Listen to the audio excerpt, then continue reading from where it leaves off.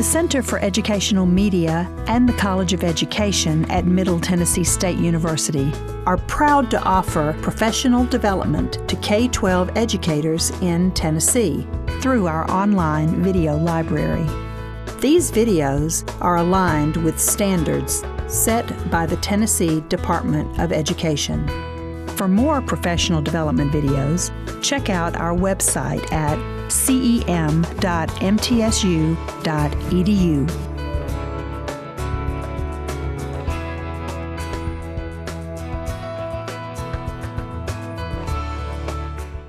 My name is Christina Danko. I'm the ESL Instructional Facilitator for Rutherford County Schools. And just a little bit about this presentation. I intended it to be very hands-on and collaborative and getting to talk because it's called academic conversations. So we were going to have some conversations. And I walked in this morning and realized I didn't have tables and you guys are really spread out. So we're going to do it more like a fishbowl style where we might ask for some volunteers to come up and actually do the activity in front of everyone, just mini and quick. And if you do volunteer for that, I will give you a set of posters that I created that go along with this presentation that aren't in your packet as a thank you. And I will also get your information and send you the color copies that I created so you can print and make your own posters to go in your own classroom. So that's kind of like my, my pull to kind of get you to volunteer and walk down the steps. So we'll go ahead and get started today. Kind of look around and see if you do have like a within iShop partner that you could have a little mini conversation with. Give me a thumbs up when you found that partner. Okay. Good, everybody have somebody they're okay talking with? Okay, because this wouldn't be for ESL teachers if you're not kind of doing or talking just like you expect your students to do. So we'll go ahead and get started. So today, our objectives are just to kind of give you a general awareness for what classroom discussions look like and how to aid you in developing your students' oracy inside the classroom. For a lot of us, it's probably your students' weakest areas. We've kind of been looking at WIDA over the last couple years, and we're seeing that speaking is really a struggle, and that's because they expect this high level of academic conversation, and for our students, that's hard to produce on a dime without a lot of practice in that academic realm. We also will be exploring some instructional practices of academic conversations, and academic conversations is a specific practice, protocol, strategy that's not associated with just a regular accountable talk. It's its own entity. So we'll be exploring a few of those skills today. And then we'll kind of give you a few strategies that you can use in your own classroom to get you started with getting your kids to talk a lot more, because usually our kids are unwilling to extend that conversation. So the first step is just getting them to extend what they're already doing. All right, and so this is just what our journey will look like for the hour. We'll go over some norms, we'll look through some of the actions, and then go through some of the methods. So this is coming from Jeff Swears, who has developed academic conversations with some other colleagues, but he's been the prominent researcher through both studies. And what he discovered was that ESL students weren't given the opportunity to talk in most classrooms, and because of that lack of opportunity, they just weren't developing the oral language that was needed to become proficient in English. And so the first book he wrote is the one with the two faces, and that was really geared towards upper middle school and high school, 6 through 8, 6 through 12. It was not elementary friendly. And in 2019, he created a new version that was very elementary geared, and it broke down all the skills further. And so that's what we'll be going through today, is his new skills that he came up with. And it's great to use even with your older students, because a lot of times we do have, it's our beginners and our intermediate students that really do need to build the skills. If they had those skills at the very beginning, they wouldn't need us to kind of teach them. So we'll go through it, and it'll be applicable to both elementary and high school. So he basically proposed that students who speak English as a first language arrive in school with a higher academic capital. I mean, we kind of think, of course, that's why the English speakers have a little heads up on our students, yet our students are expected to perform at the same level as the native speakers. And so what he kind of came up with is that we have to teach them to actually use academic language. It's not something that they can just learn from picking up. It has to actually be taught directly to students. And so he came up with some different skills such as contrasting, interpreting, evaluating, and describing in language. And then this idea will lead to an increase in skills for reading and writing, because as we know, if you can process and speak what's going on in your head, you can most likely pick it up through reading and also transfer it to writing. Okay, so just kind of getting us started. What do you think the difference is between output and interaction? Output's what's coming out, but interaction's more of a give and take between two or more people. So she said that output is just exactly what comes out of a mouth, like the spoken word that comes out from a student, and interaction is when there's more than one person, where spoken word is going back and forth. Anybody have a different idea they'd like to add on? It kind of goes on to that as well. When you're doing output, it can kind of be rehearsed in your head, like you can really think about and process what you are going to say before you say it.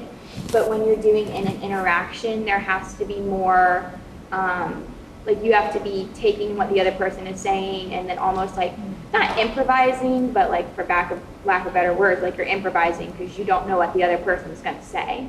And I'm repeating just for the recording. So what she mentioned was that output, we can kind of think it through in our head, we can rehearse it prior to saying it, and then once it comes out, it's out. But interaction is not able to be planned. You don't necessarily know what the next person is going to say, so you're more having to process in the moment and use your knowledge in the moment. So those are some great thoughts. So basically, this is a visual to kind of give you the idea of output. So output would be such as student A shares, student B then shares, student C shares, student D shares, student E shares. Maybe a small group of EL students at a table. You ask a question, they all give their answer, and we say, wonderful, we had a great conversation today about whatever we're learning, plants. We all got to answer a question about plants. You're all talking about plants. This is wonderful. We're learning about plants. But interaction is a little bit different. In order for it to qualify as interaction, it has to be the students going back and forth, not you, not one student, then the next student, then the next student. It has to be multiple students adding on and building on each other. And so that's what we're going to really talk about today, is how do we go from accountable talk, where we're just kind of getting the kids to tell us more, do more, talk more, let me help you say more, to getting them to truly interact through a conversation. So output does not require a partner response, and they do not have to encourage active listening. So that's kind of what we were saying, like once it's out there, you're kind of off the hook. You don't have to really give any more than what you thought about in your head. And many times they don't listen to other people's responses. So even though you might be having that table conversation and it feels really good, the only one who's actively listening is you, not the other students. And so that's where accountable talk comes in, really getting them to listen to each other and start doing those moves to make sure that they're actually listening. Output is usually quick, very surface level answers. They're just trying to give you an answer for what they think might be right. We can also count output as partner talk.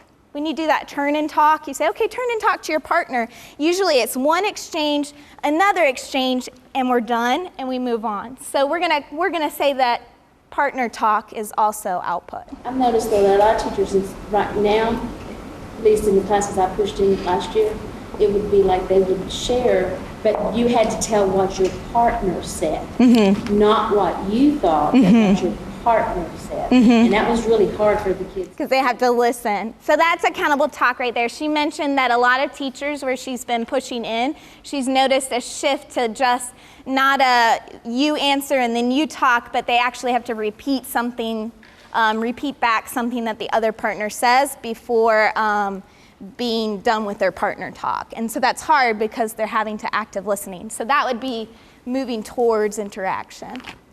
It's important. I mean, output is really important. For our beginners, that's a great first step, and we don't want to discredit that first step. And so that's where you have to start. You have to start with output. If you're not getting output, you can't get to interaction. So first step is to get as much output from your students as possible. And then some ideas that kind of you can link to that is just maybe vocabulary review, core response. Those are all versions of just plain output activities. Think, pair, share. They think, they share, and it's kind of done. So what we're going to be talking about today is interaction. It has to be purposeful. There has to be a purpose for why they're talking to each other. You have to set that purpose. It has to be sustained, meaning that there's more than one or two outputs, maybe 3, maybe 4. You got to push your students to get as many outputs as possible with each other. It requires them to actually co-construct knowledge, and that's different from just answering a question. They have to process what the other person's saying, just like we mentioned before, and then actually say, okay, well, do I agree with what they're saying? Is that really what we need? Is that the answer? And that process going on in their minds is what's creating greater knowledge, that questioning of each other, that listening of each other.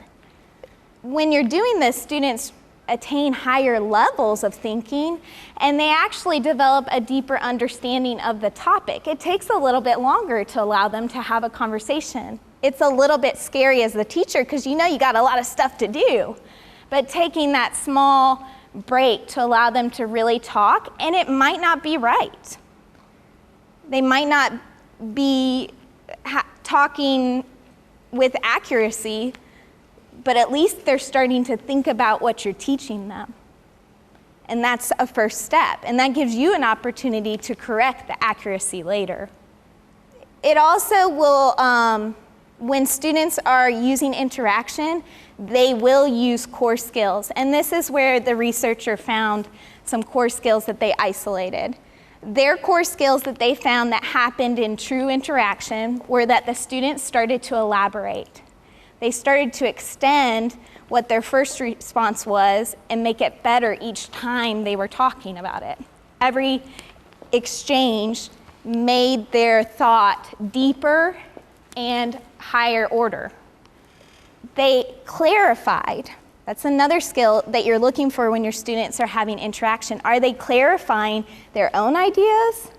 And are they clarifying others' ideas? Are they processing what somebody else is saying and saying, I don't know what you're saying, you're not making a lot of sense, and I have the knowledge to know that you're not making sense, and I'm gonna tell you, hey, I don't get what you just said, can you explain it again? And they use evidence and examples. They don't just answer the question, they start bringing in sources of evidence to prove their responses, to prove their thinking.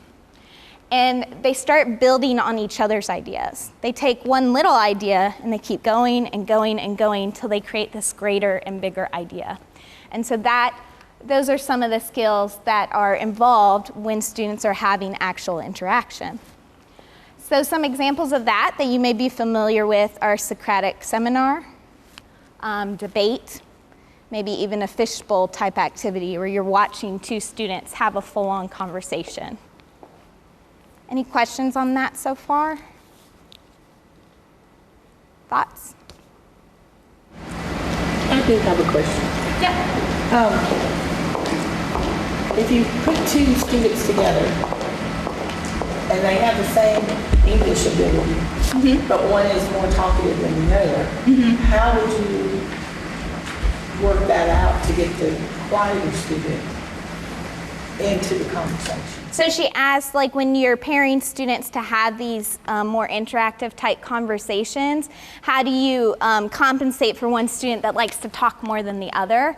And there will be some key strategies that I'll give you to kind of teach you those things. Just some ones to get you started, quick ones, but that's where the accountability comes into play. Like creating something where there's accountability to the students to actually have the conversation that you're trying to teach them to have.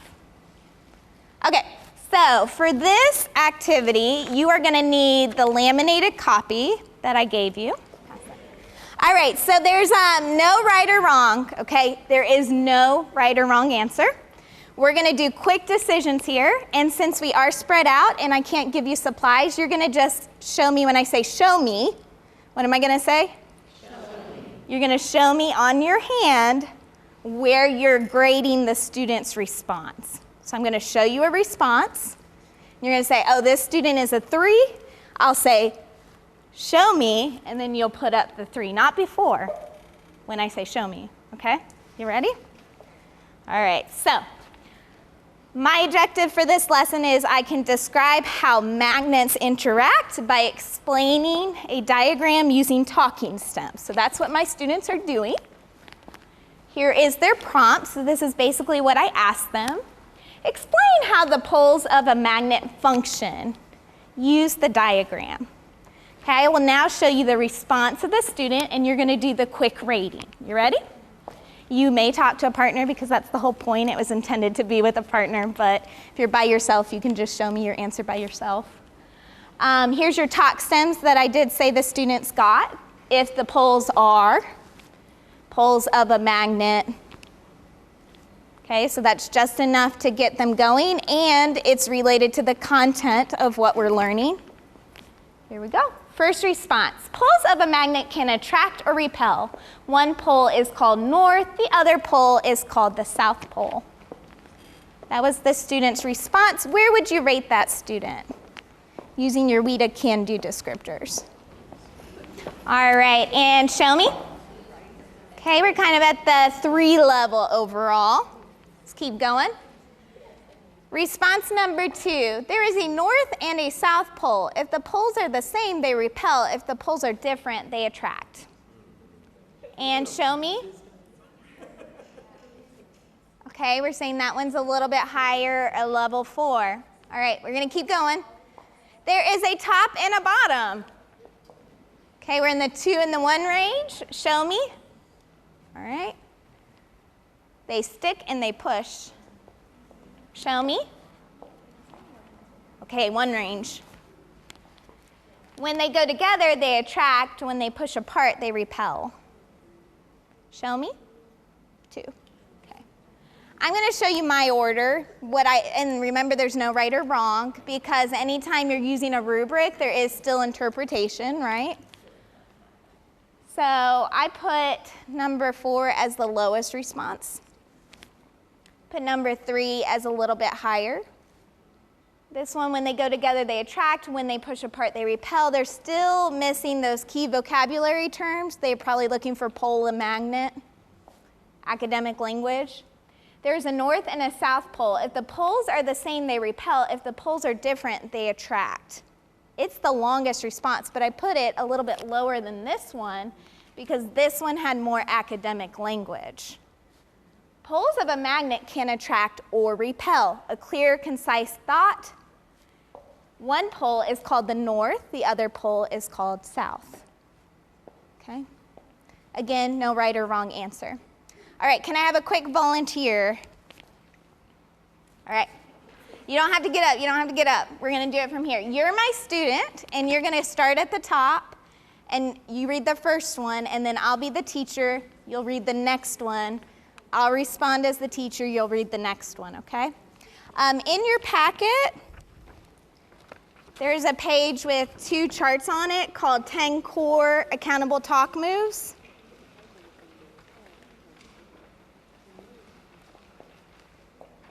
If you don't have great interaction yet, here's where I would start. We think of accountable talk as the stems we use with students, but there's also a set of stems that the teacher can use to get more out of the students and to try to get more interaction. So I'm going to show these moves real quick with her as my student, and she's going to start at the top and respond, and then I'll press as the teacher. Okay? You ready? All right. Can you explain how the poles of a magnet function? Use the diagram. They stick and push. Can you tell me more about that? Well, there's a top and a bottom. Well, how does that connect to the diagram? Well, when they go together, they attract, and when they push apart, they repel. Ah, that's an important point. What do we call those parts? There's a north pole and a south pole. If the poles are the same, they repel. If the poles are different, they attract. Can you put that in a complete thought? Okay. Poles of a magnet can attract or repel. One pole is called north, and the other is called south pole. Okay, so we just got a we to 1 response, right? You guys rated it as a 1, almost to a 4. What did I do? Okay. I used some accountable talk moves. So this is the start. You got to start with accountable talk to get more output out of my students, to require more from my students. Now, this is probably not a newcomer type situation, but we've all been surprised when we get those scores back and our most advanced student didn't score where we thought they would score for speaking. And usually it's because they don't innately know that they have to give more output. So this might be a good start from you. You might not be ready for the academic conversations, but if anything, at least start with these talk moves as a teacher at your table. Okay, so we're going to keep going.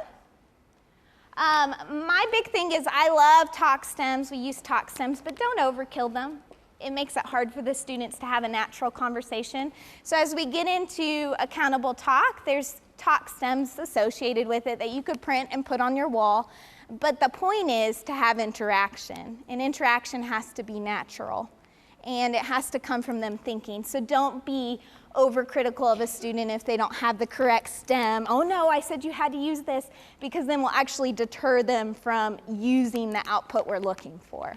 So allow them to mess up, but as long as we're getting more output and we keep modeling what good output looks like, they'll start emulating what we're modeling.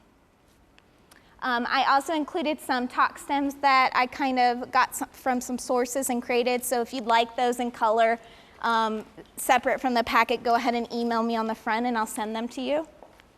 And then again, these were just some of the moves that I used. I used in that conversation accuracy. I first pressed for accuracy.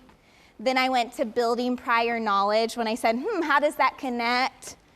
Then I marked what she said. I wanted her to know that she was so close to being right. I wanted to mark, yes, that's a great point, you've got it, but can you go further? And I finished off with recapping. I forced her to recap her thoughts and make a complete thought. So that was my chain of talk moves that I used. All right, so my lady that asked the question over there, what's your name?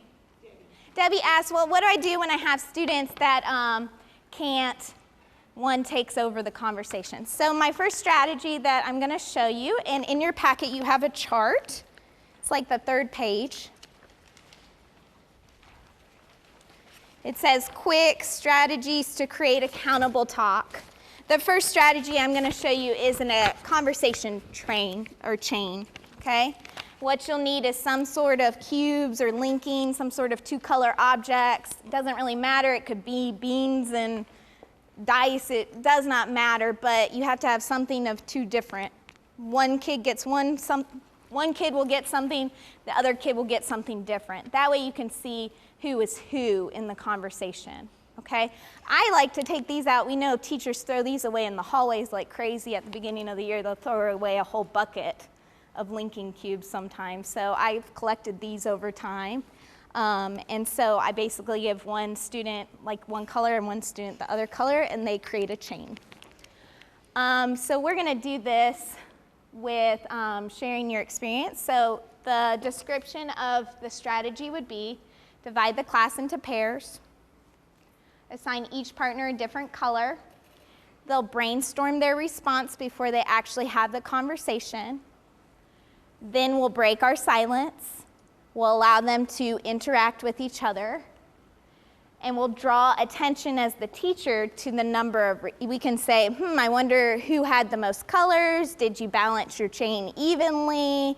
Did one student talk more than the other? Did you make your chain as long as possible? Did you keep talking even though you had time? You know, did you stop talking?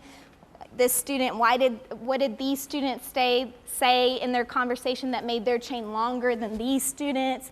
So there's all types of things you can do just by using these cubes. So I'll need one volunteer, and this one will be one to come up and get the poster. All right? And we're going to have a conversation about her experience with accountable talk.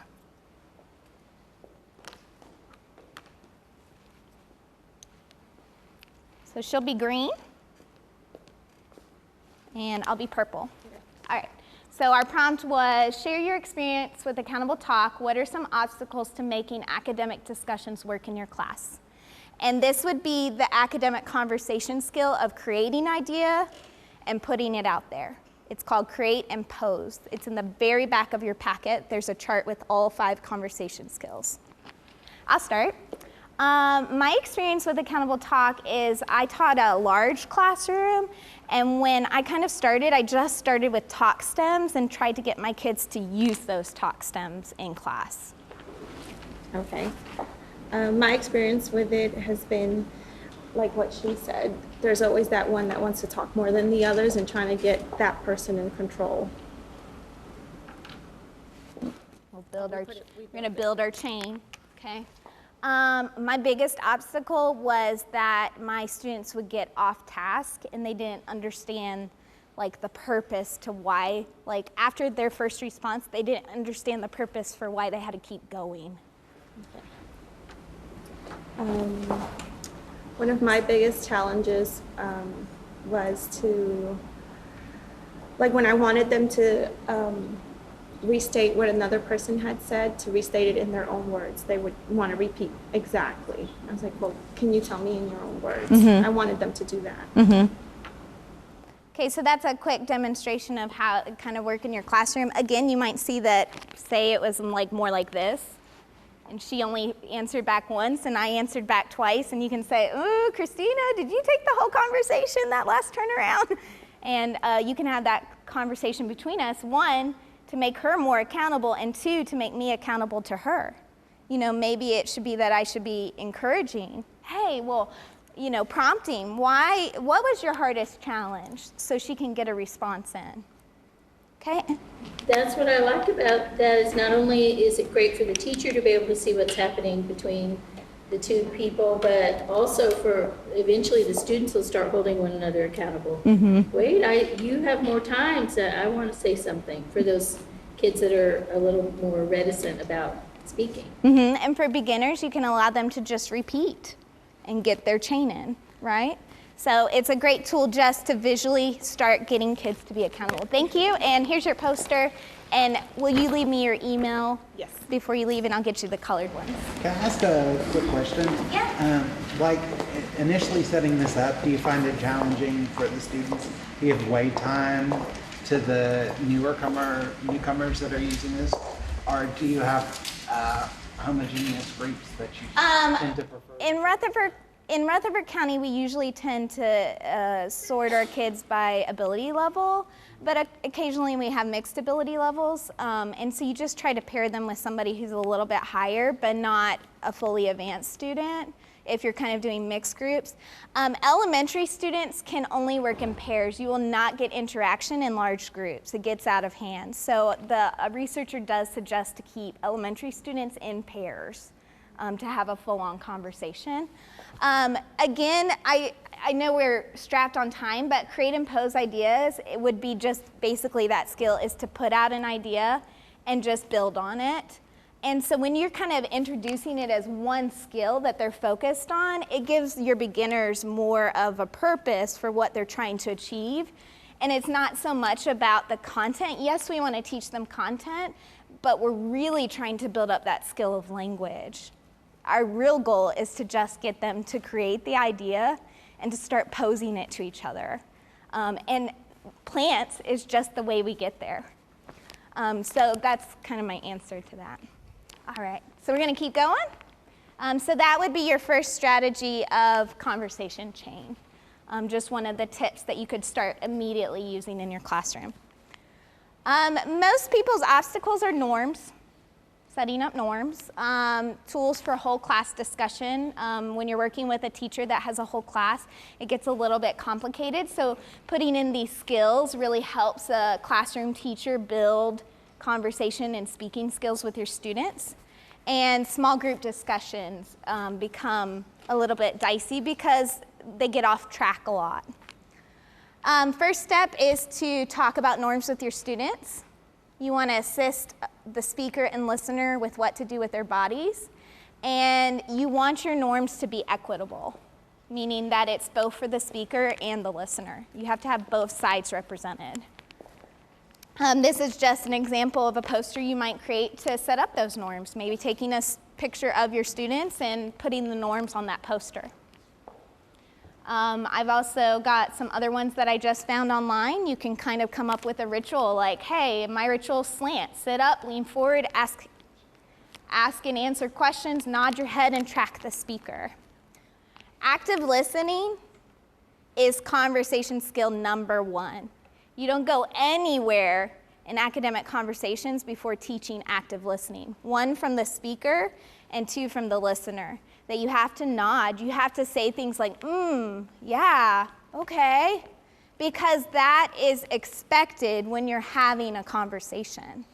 It's a norm. I mean, you don't go to, and even when we interact with each other, we kind of shake our heads and say, yeah, I know what you're saying. Even you guys are giving me feedback that you're listening because you're shaking your heads and you're smiling and you're like, yeah, I get it. So you have to teach your kids that because it might not feel natural to them.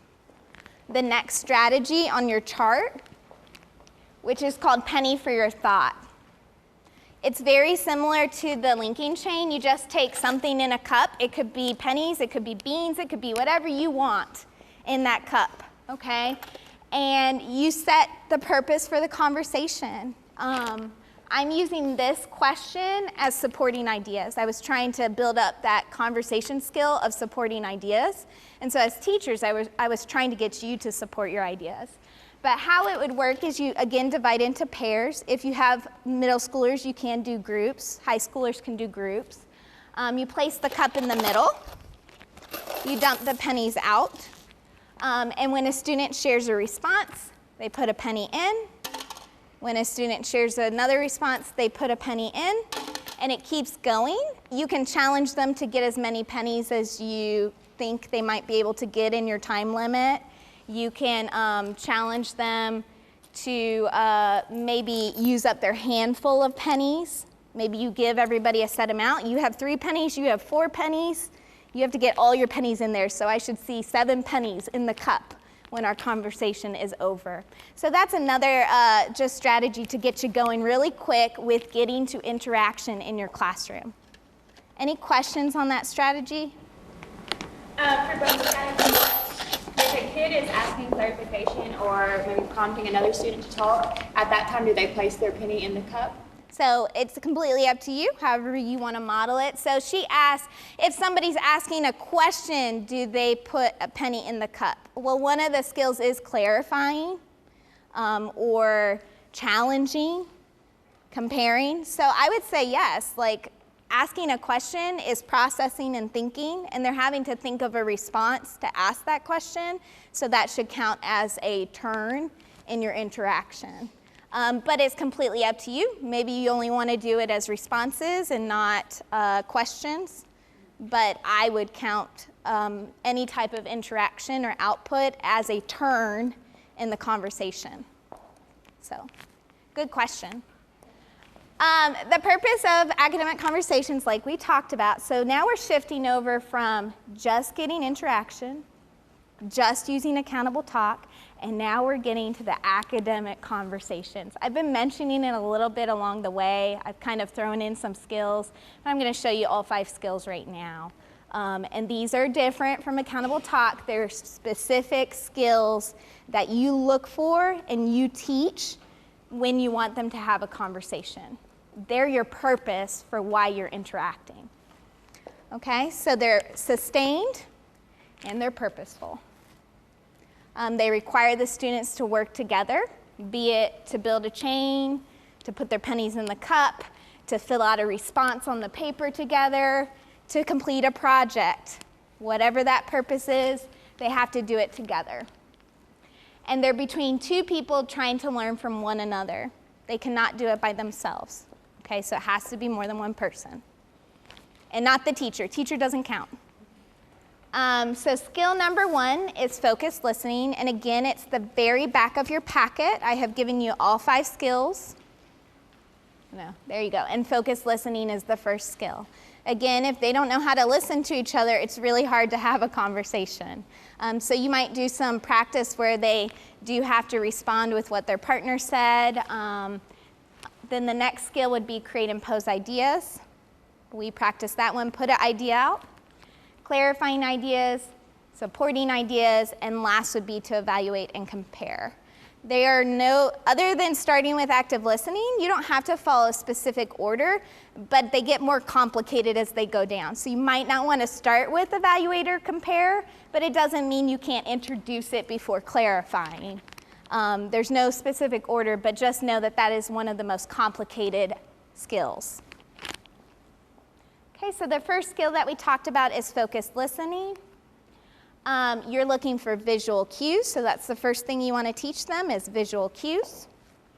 Listening lingo is what you're teaching them, and also how to make meaning and ask for clarification. So this is where you really get the other side versus the just outputting. You're really building in those skills from the other side of the conversation. Understanding like, hey, you just said something, but it didn't make any sense to me. I need to tell you it's not making any sense to me. So I'm going to say, they have to physically learn to say, that didn't make any sense. Can you explain that? And you have to model that. I went through that one really quick because it's kind of, very common, but are there any questions or thoughts about active listening?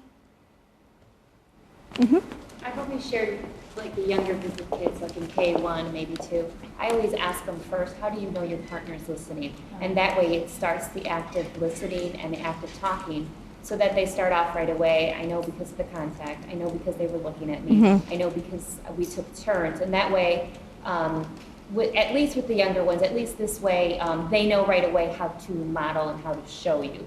So what she mentioned is that she starts first with asking the students what they would say listening would look like. Tell me what it looks like, tell me what it sounds like, starting with her younger students there.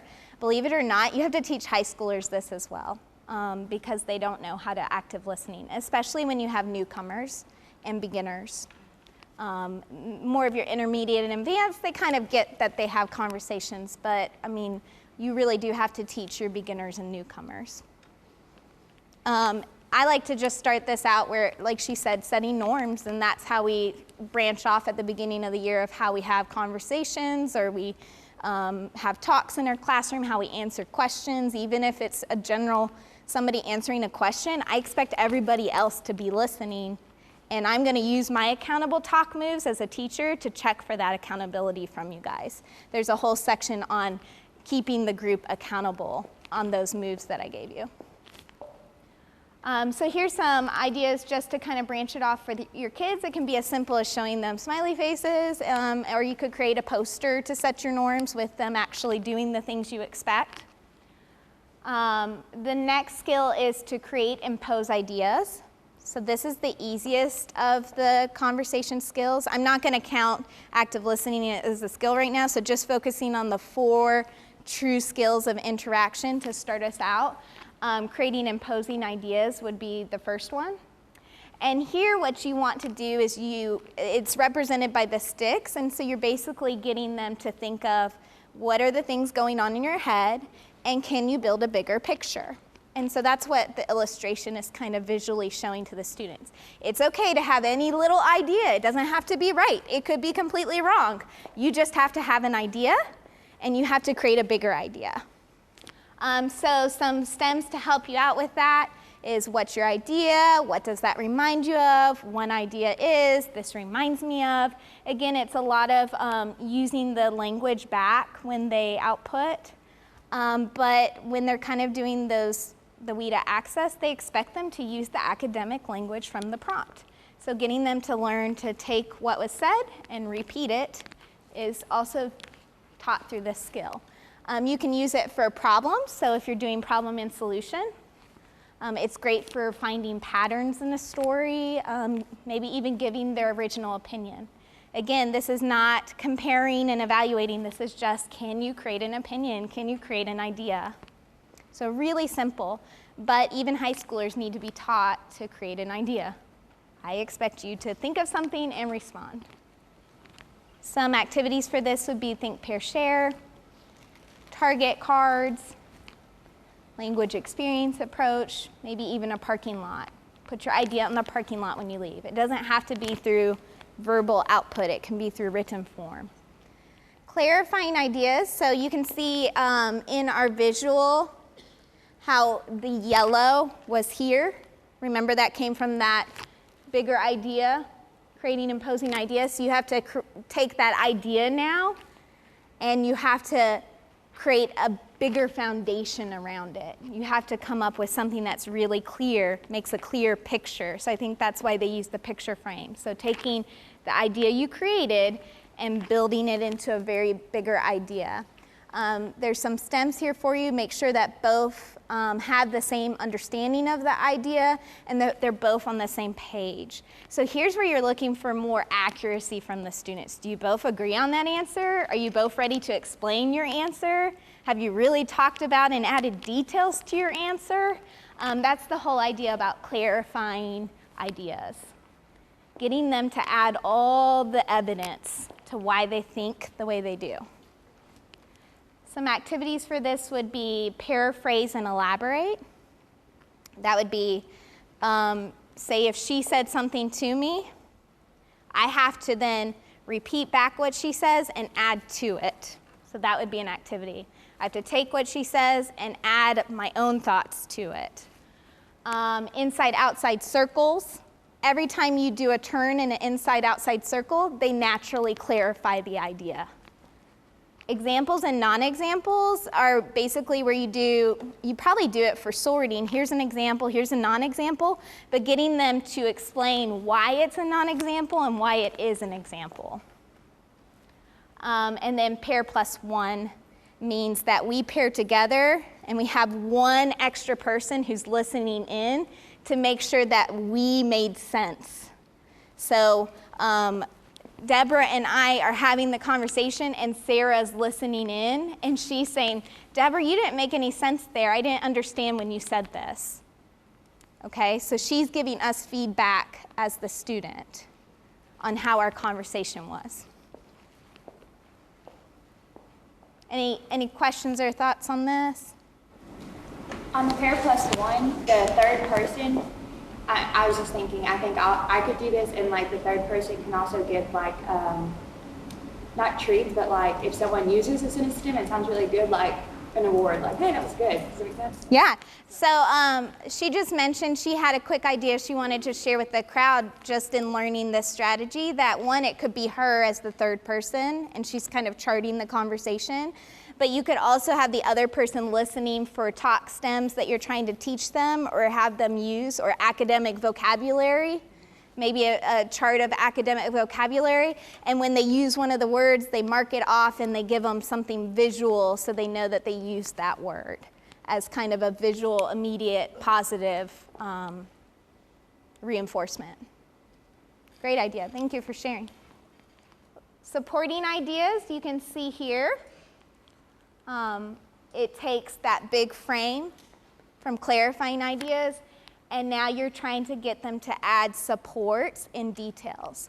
So one thing that I will say, so you kind of have your text support, you have your support from other sources of information, so maybe they use the direct text, maybe they're using prior learning, so that would be the next one. Then they kind of use what they know from their global aspect, the world, text to world kind of connections, maybe their prior experiences in life. And then they use their own experiences, right? They answer questions telling you about their own experiences. I will challenge you to always move them back here. So accept this one. Say, great, that's a great connection that you're making to support your idea. Can you give me something from what we just read?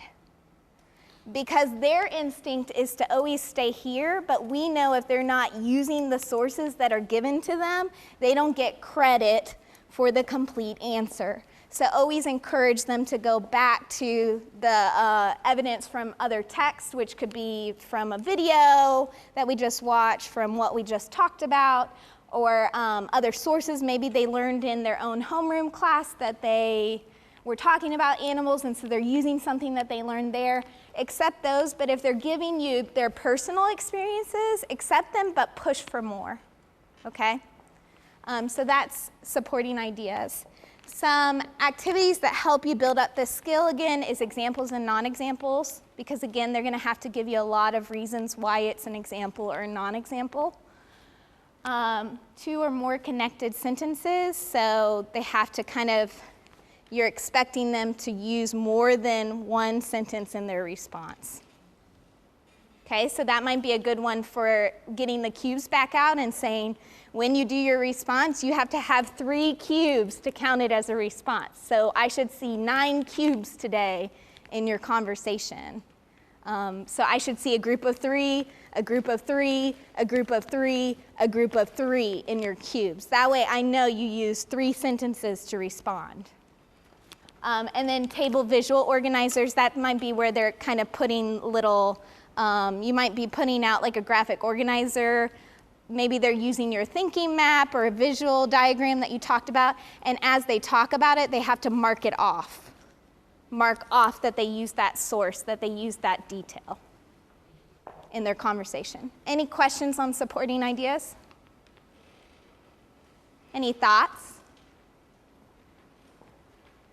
In my classroom, I have, like you said, I struggle with my students say more than a sentence, so I have them like pause, because sometimes they'll do run-on sentences, and I'm trying to get them to think sentence, sentence, sentence. I like the cues, because then I can visualize that was one. Like their period, I guess.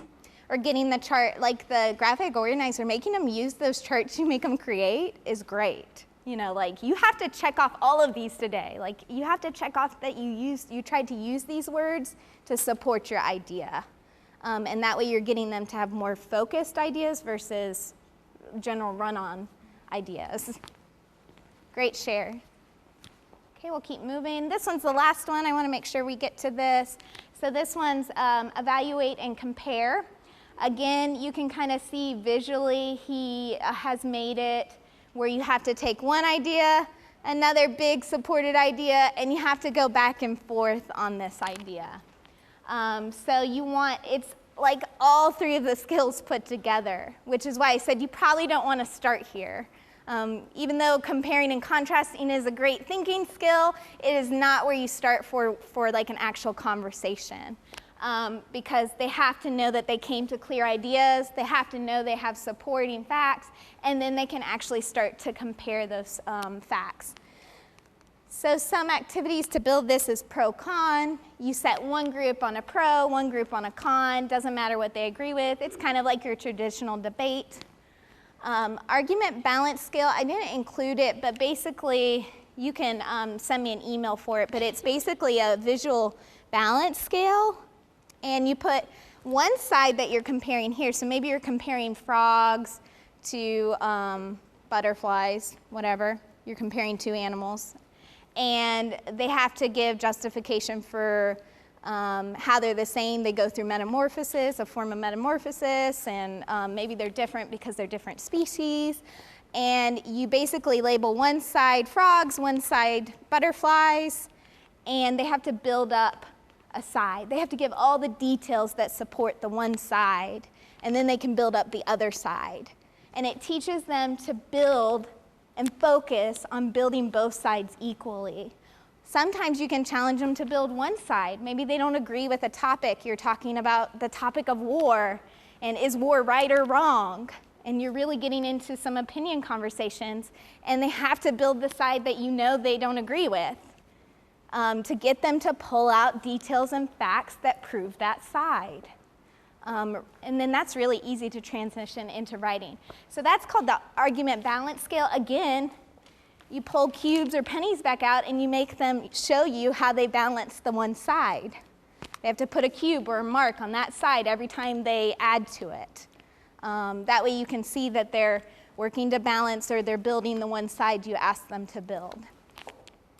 Stronger, clearer each time is a little bit more complicated. So what it works is basically somebody will say something to, like you'll prompt them and they'll say something. I might have put it in here, maybe not.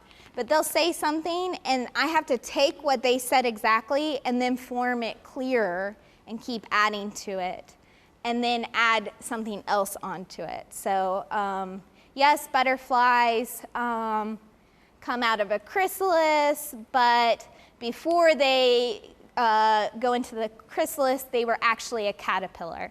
And then the next person will say, yes, butterflies started off as a caterpillar, but did you know that they really started as an egg?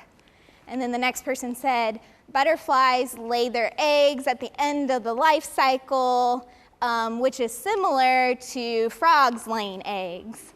See what I'm saying? So they have to take what the other person said and then build on it. So they have to put all that knowledge together to build the next time. So that's a good one where it's not a full-on argument. It's really getting them to think and add to. And then the opinion continuum is basically setting out a line. It looks like a line with two sides. You put butterflies on one side, frogs on the other side. You ask them a question like, which animal goes through metamorphosis? Is it the frog? Is it the butterfly? Is it both? Put where you feel it is, and they have to mark which one they think, and then compare with each other. They're allowed to move their answer afterwards. Oh, no, I think it's the frog that goes through metamorphosis. No, I said it was the butterfly that went through metamorphosis. Wait, don't they both change? Yeah, they both change. Well, what does metamorphosis mean?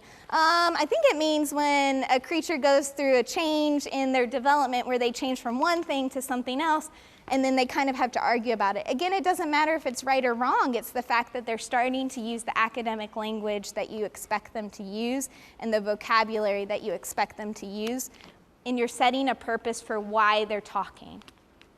I think there's one video in here that I included, and it's actually kindergartners doing the last skill, okay? It's really painful to watch because they're beginners, but they're using the last strategy in your packet called talking chips.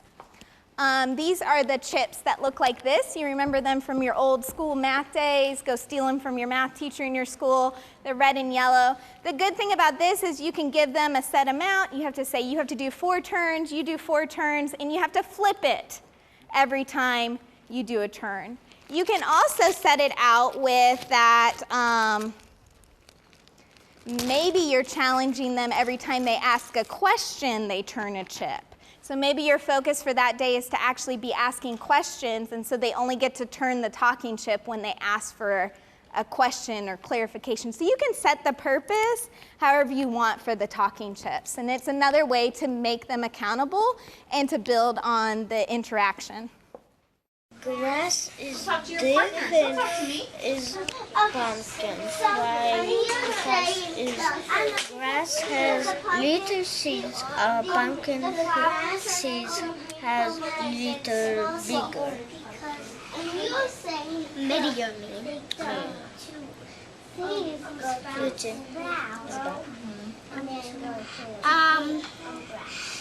Grass is bigger, but pumpkin are. Okay. Not only are they doing the talking chips, but they're doing the hard one of stronger, clearer each time. So they have to repeat what the other said and then add on. And this is kindergartners. But they are different. They are different.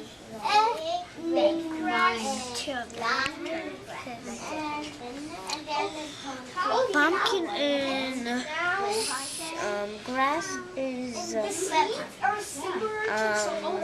not different because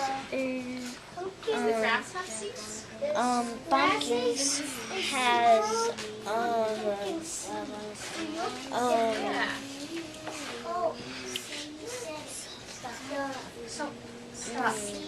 Stop. ABC. Stop. ABC inside.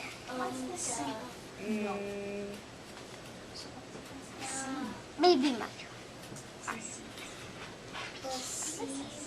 Pumpkin is bigger, bigger. A grass is little smaller.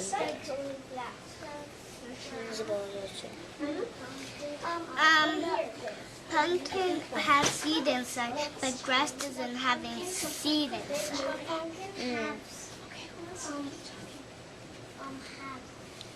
The grass turns to sprout because you hear me go again, and it grows big, and pumpkin grows to flowers.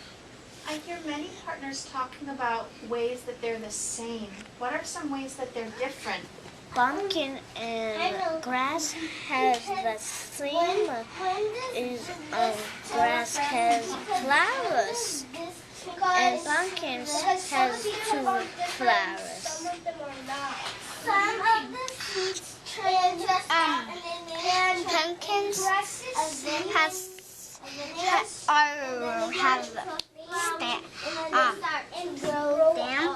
but grass doesn't have stem. So, because if a pumpkin doesn't have a stem, that if they have stem, that they get bigger. That's why they got bigger. But the grass doesn't have stem, so that's why they are little.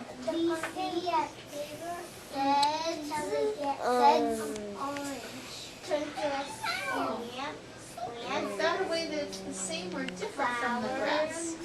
And then turn into a grass. Oh, great. Can you paraphrase that,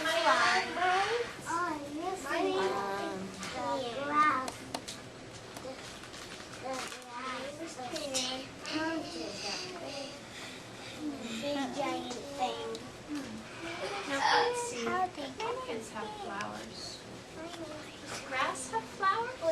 One more. You're mixing them, Maria. I think pumpkin and grass need sun and water. Yeah, they need water. And sun. You're finished.